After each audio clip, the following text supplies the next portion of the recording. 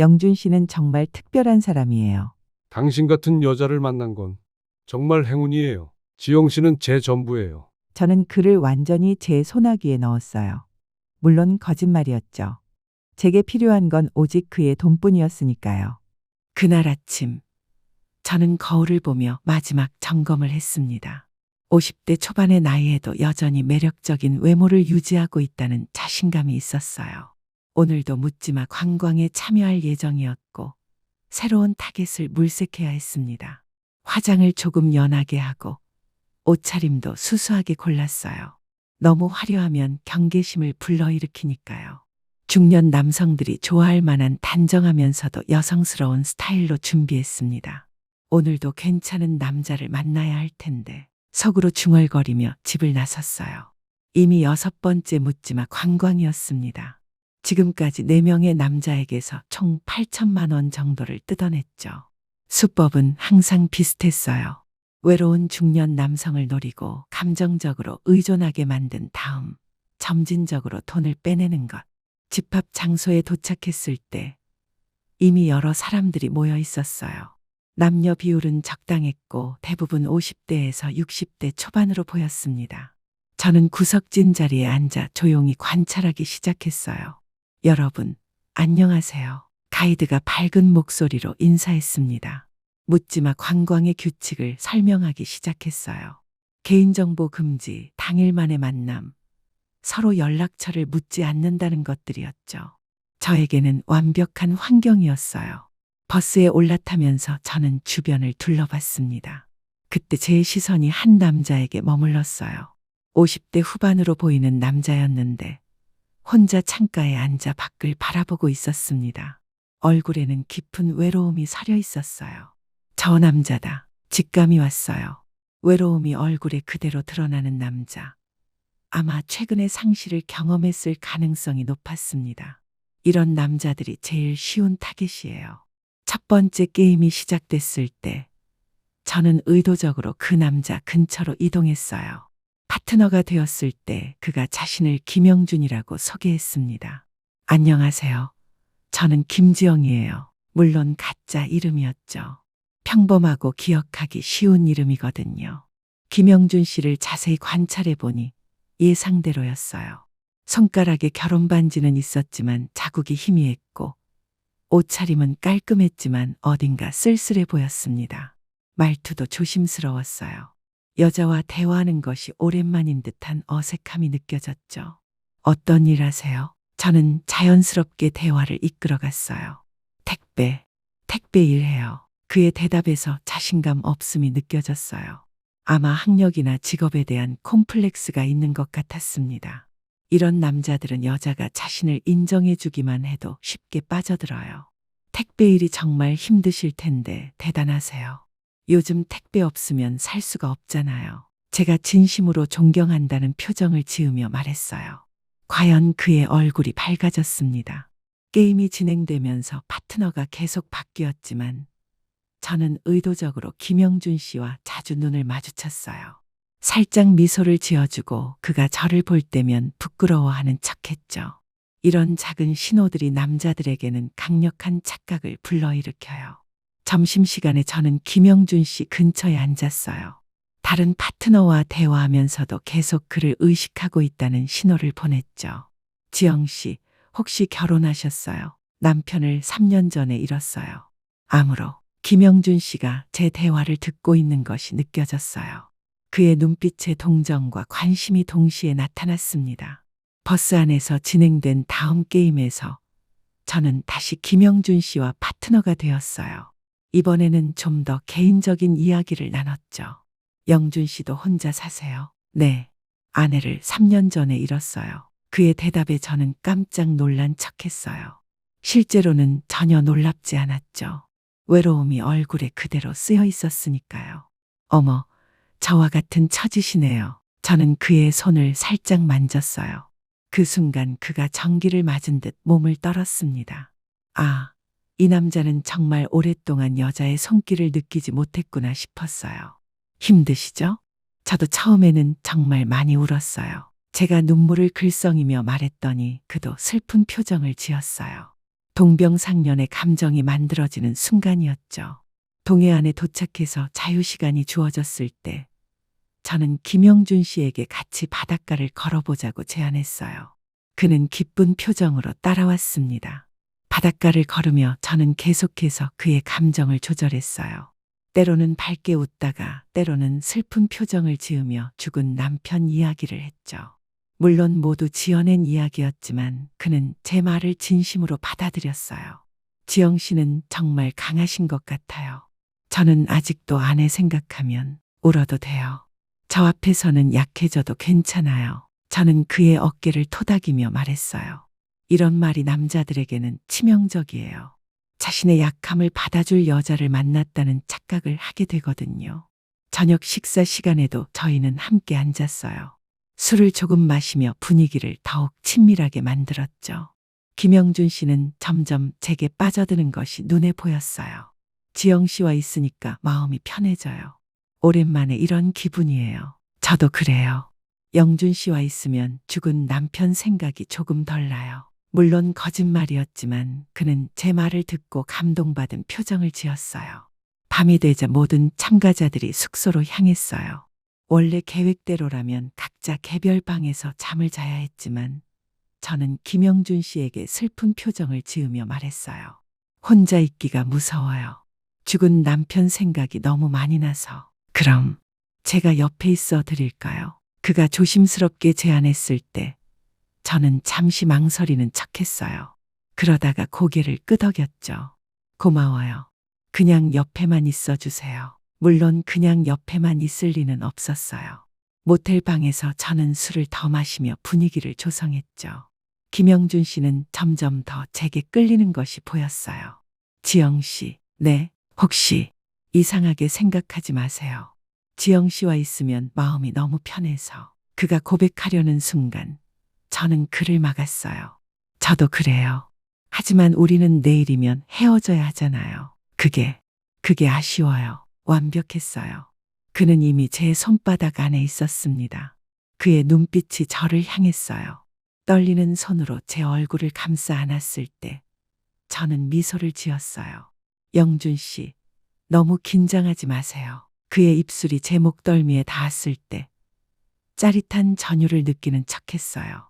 사실 이런 연기는 100번도 넘게 해왔으니까요. 하지만 영준 씨는 달랐어요. 그의 손길에는 욕망보다 그리움이 더 많았어요. 영준 씨는 정말 특별한 사람이에요.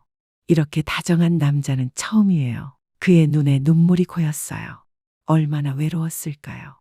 제 거짓된 칭찬 한마디에 이렇게 쉽게 무너질 만큼 당신 같은 여자를 만난 건 정말 행운이에요. 그의 말에 제 가슴이 살짝 아팠어요. 하지만 곧 마음을 다잡았죠. 이건 그저 일일 뿐이니까요. 우리의 몸이 하나가 되었을 때 저는 그의 등에 핀 땀방울을 느꼈어요. 창밖으로 비치는 네온사인이 그의 얼굴을 붉게 물들였어요. 그의 움직임이 점점 빨라질 때 방 안은 우리 둘의 목소리와 열망으로 가득 찼습니다. 영준 씨, 당신을 만나서 정말 다행이에요. 그 말에 그의 움직임이 더 깊어졌어요. 저는 그의 어깨를 꼭 붙잡았어요. 마치 그를 놓치기 싫다는 듯이. 모든 것이 끝났을 때 그는 저를 품에 안고 속삭였어요. 고마워요. 정말 고마워요. 그 말을 들으며 저는 천장을 바라봤어요. 내일이면 저는 그의 통장 잔고를 확인하고 다음 단계로 넘어갈 거예요. 하지만 오늘 밤만큼은, 이 순간만큼은 그냥 그의 품에 안겨 있고 싶었어요. 모텔 방의 어둠 속에서 저는 잠시 제가 하는 일에 대해 생각했어요. 하지만 곧 그런 생각을 지웠죠. 이건 그저 일일 뿐이니까요. 그날 밤 저희는 함께 시간을 보냈어요. 김영준 씨에게는 특별한 경험이었겠지만 저에게는 그냥 일의 연장이었죠. 다음 날 아침 김영준 씨는 완전히 변해 있었어요. 저 보는 눈빛이 달랐죠. 사랑에 빠진 남자의 눈빛이었어요. 지영 씨, 연락처 안 돼요. 규칙이잖아요. 저는 아쉬워하며 말했어요. 하지만 동시에 그가 더 간절해하도록 만들었죠. 하지만 정말 이대로 헤어지기엔. 그가 애원하는 듯한 눈빛으로 저를 바라봤어요. 저는 잠시 고민하는 척하다가 영준 씨의 연락처를 요구했습니다. 그럼 제가 연락드릴게요. 영준 씨 연락처를 주세요. 이건 우리 둘만의 비밀이에요. 물론 계획된 일이었죠. 연락처를 받지 않으면 돈을 뜯어낼 수 없으니까요. 버스에서 내릴 때 김영준 씨는 계속 저를 바라봤어요. 완전히 제게 빠져든 상태였죠. 저는 마지막까지 아쉬워하는 표정을 지어주었어요. 집에 돌아와서 저는 거울을 보며 미소를 지었어요. 오늘도 성공적이었습니다. 김영준이라는 새로운 먹잇감을 확보했으니까요. 이제 본격적인 작업이 시작될 차례였어요. 그를 완전히 제 손아귀에 넣고 최대한 많은 돈을 뜯어낼 계획이었습니다. 지금까지의 경험으로 볼 때 김영준 같은 타입에서는 최소 2천만 원 정도는 빼낼 수 있을 것 같았어요. 전화기를 보며 언제 첫 연락을 할지 계산했습니다. 너무 빠르면 의심받고 너무 늦으면 열기가 식죠. 3일 후가 적당할 것 같았어요. 저는 김영준에게 첫 연락을 했어요. 시간은 저녁 8시. 외로움이 절정에 달하는 시간이었죠. 영준 씨, 저예요.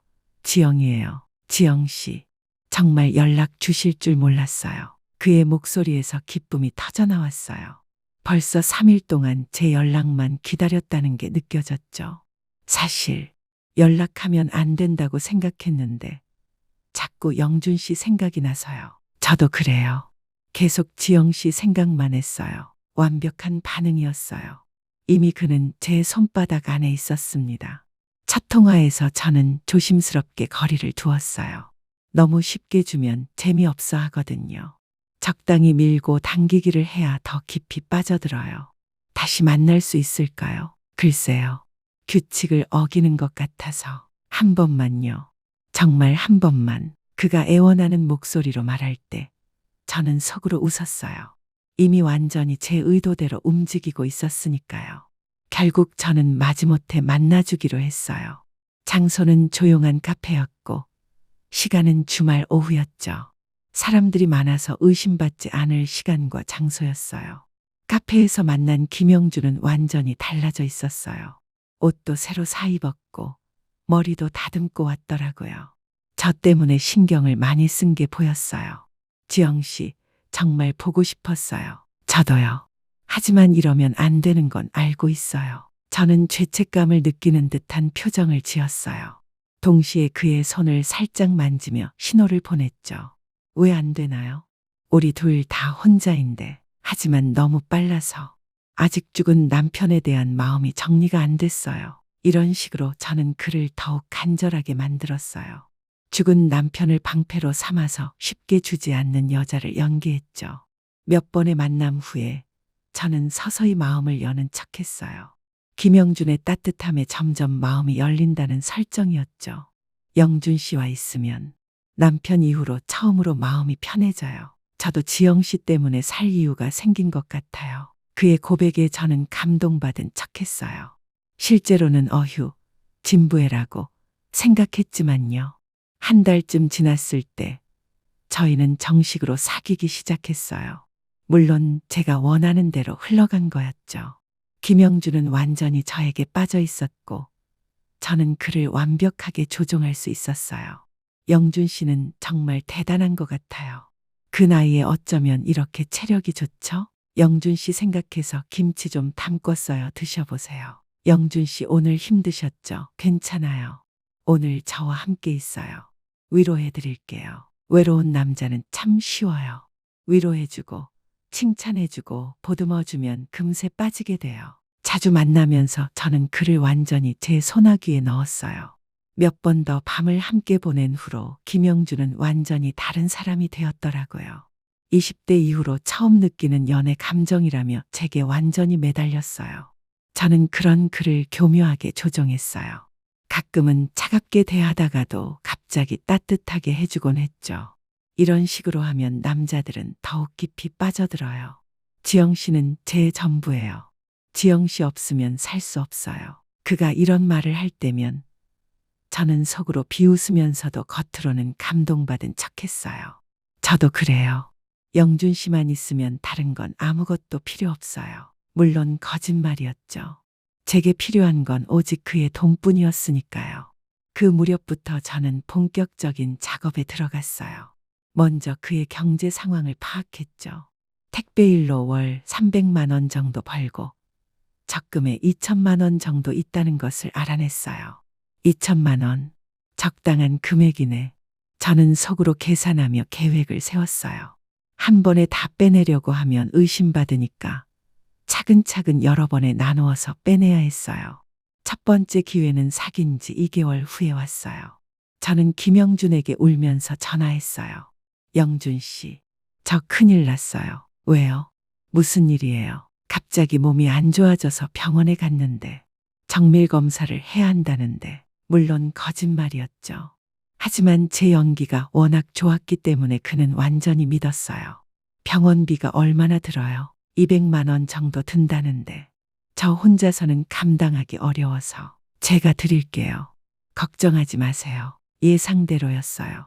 사랑하는 여자의 건강을 위해서라면 뭐든지 하겠다는 표정이었죠. 다음 날 김영준은 200만 원을 현금으로 가져왔어요. 받으면서 저는 눈물까지 흘렸어요. 고마워요. 이 은혜는 평생 잊지 않을게요. 나중에 꼭 갚을게요. 뭘요? 지영 씨가 건강해야 저도 행복해요. 갚는다는 말은 하지 마세요. 첫 번째 성공이었어요. 생각보다 쉬웠죠. 그 후로 저는 계속해서 다양한 핑계를 만들어냈어요. 어머니 수술비, 전세 보증금 문제, 죽은 남편의 빚. 이런 식으로 6개월 동안 총 2천만 원을 뜯어냈어요. 김영준은 점점 더 저에게 의존하게 되었어요. 돈을 빌려줄 때마다 저는 더욱 감사해야 하고 더욱 사랑한다고 말했거든요. 그는 자신이 저에게 꼭 필요한 존재라는 착각에 빠져 있었어요. 지영 씨, 이제 정말 결혼해요. 제가 지영 씨를 평생 지켜드릴게요. 조금만 더 기다려주세요. 상황이 정리되면 꼭 결혼해요. 저는 항상 이런 식으로 밀었어요. 결혼하면 더 이상 돈을 뜯어낼 수 없을 뿐더러 신분이 들통날 위험도 있었거든요. 하지만 김영준은 점점 더 집착하기 시작했어요. 하루에도 몇 번씩 연락하고 제가 어디에 있는지 계속 확인하려고 했어요. 지영 씨, 어제 밤 연락이 안 됐는데 어디 계셨어요? 친구와 만나느라 핸드폰을 못 봤어요. 어떤 친구요? 혹시 남자예요? 질투와 의심이 심해지기 시작했어요. 이런 상황은 제게 불리했어요. 너무 감시당하면 다른 일들을 할 수 없거든요. 그래서 저는 가끔 연락을 안 받거나 만나기로 한 약속을 취소하곤 했어요. 그럴 때마다 김영준은 더욱 불안해하며 저에게 매달렸죠. 지영 씨, 제가 뭘 잘못했나요? 왜 요즘 저를 피하시는 것 같아요? 피하는 게 아니라 가끔 혼자 있고 싶을 때가 있어요. 죽은 남편 생각도 나고 이런 식으로 저는 죽은 남편을 핑계로 삼아 거리를 두었어요. 그러면 김영준은 더 이상 뭐라고 할 수 없었거든요. 그 무렵 저는 또 다른 먹잇감을 물색하고 있었어요. 김영준에게서 더 이상 뜯어낼 돈이 많지 않았거든요. 그래서 다시 묻지마 관광에 참여했어요.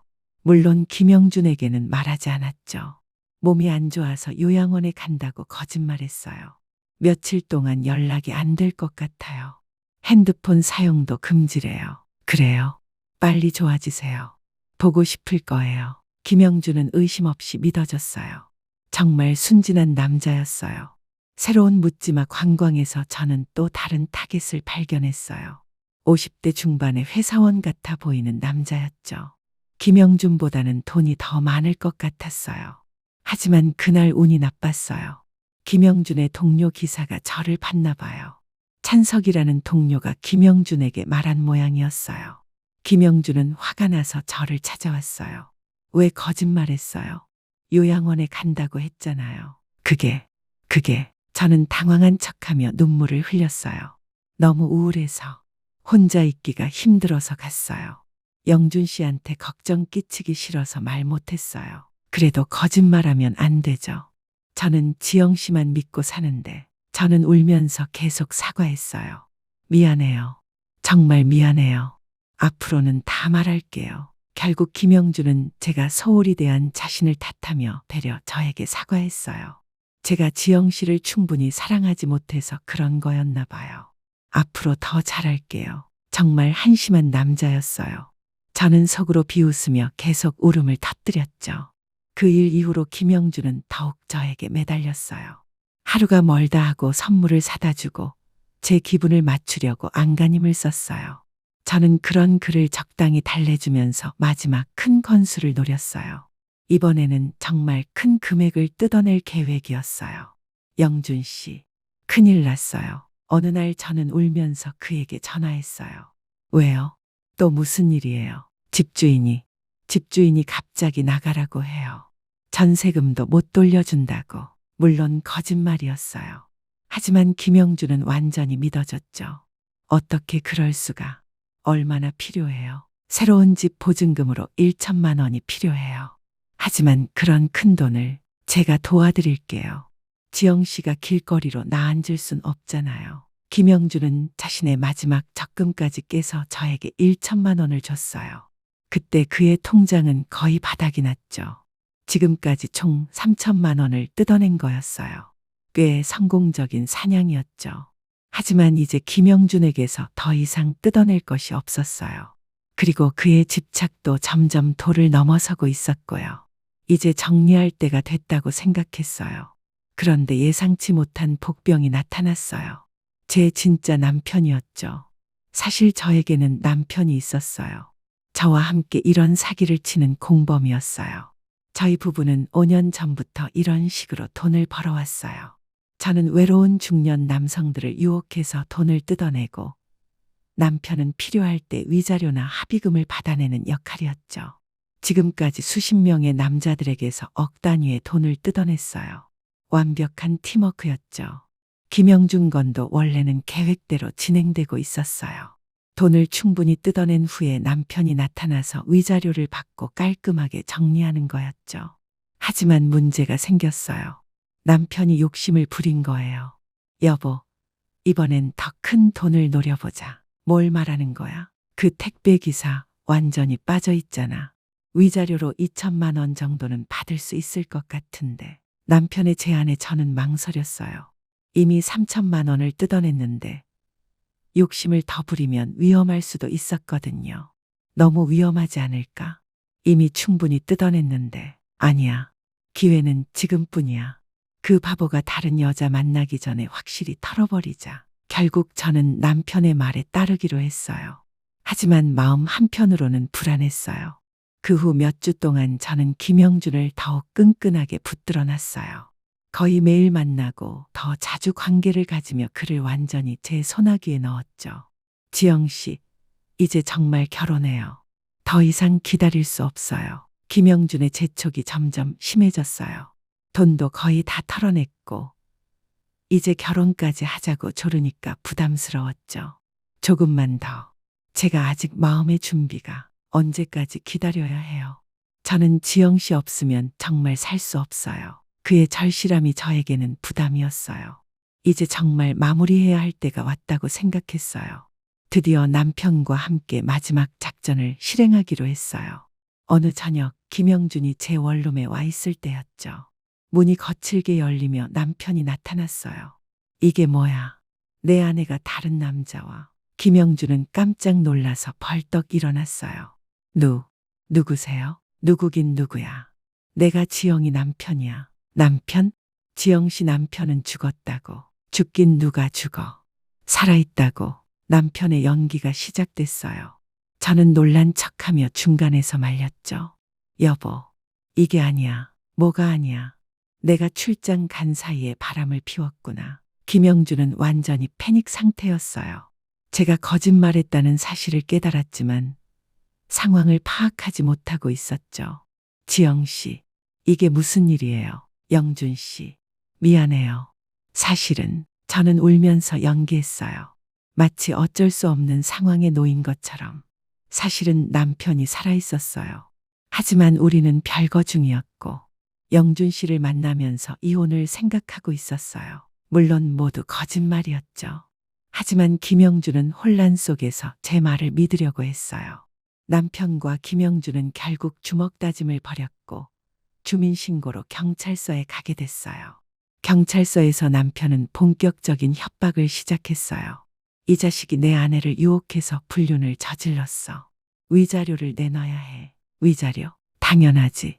최소 2천만 원은 받아야 해. 김영준은 완전히 당황했어요. 경찰들 앞에서 창피를 당하는 것도 싫고 일이 커지는 것도 두려웠죠. 협의해 보겠습니다. 협의는 무슨? 당장 돈 내놔. 남편이 고함을 칠 때 저는 김영준에게 애원하는 눈빛을 보냈어요. 영준 씨, 미안해요. 제가 너무 어려운 상황에 놓여서. 김영준은 저를 보며 고민했어요. 아직도 저를 사랑한다는 마음과 배신당했다는 분노가 섞여 있는 것 같았어요. 결국 김영준은 1천만 원을 주기로 했어요. 위자료 명목으로요. 하지만 이제 정말 끝이에요. 다시는 지영 씨를 만나지 않겠어요. 당연하지.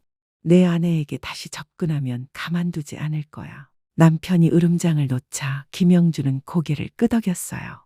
그렇게 저희는 김영준에게서 총 4천만 원을 뜯어낸 거였어요. 지금까지 중 가장 큰 성과였죠. 하지만 뭔가 찜찜했어요. 김영준의 마지막 표정이 계속 머릿속에 남아 있었거든요. 배신감과 절망이 뒤섞인 그 눈빛이. 잘했어, 여보. 이번엔 대박이었네. 집에 돌아와서 남편이 기뻐했지만 저는 별로 기쁘지 않았어요. 왜 그래? 돈도 많이 벌었는데. 그냥 좀 미안해서. 미안하긴 뭐가 미안해. 저런 바보들이 우리한테 돈을 갖다 바치는 거지. 남편의 말이 맞긴 했어요. 하지만 왜인지 마음이 무거웠어요. 며칠 후 김영준에게서 문자가 왔어요. 지영 씨, 마지막으로 한 번만 만나요. 할 말이 있어요. 저는 망설였어요. 이미 끝난 일인데 굳이 만날 필요가 있을까 싶었거든요. 하지만 호기심이 생겼어요. 그가 무슨 말을 하고 싶어 하는지. 결국 저는 만나기로 했어요. 카페에서 만났는데 김영준의 모습은 처참했어요. 며칠 사이에 확 늙어 보였고 눈빛도 죽어 있었어요. 지영 씨, 정말 다 거짓말이었어요. 그의 첫 마디였어요. 저는 잠시 망설였다가 고개를 끄덕였어요. 네, 미안해요. 처음부터 끝까지 다. 네. 김영준은 한참 동안 말이 없었어요. 그러다가 조용히 말했어요.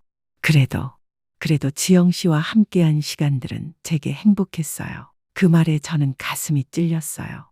왜인지 모르게 죄책감이 밀려왔거든요.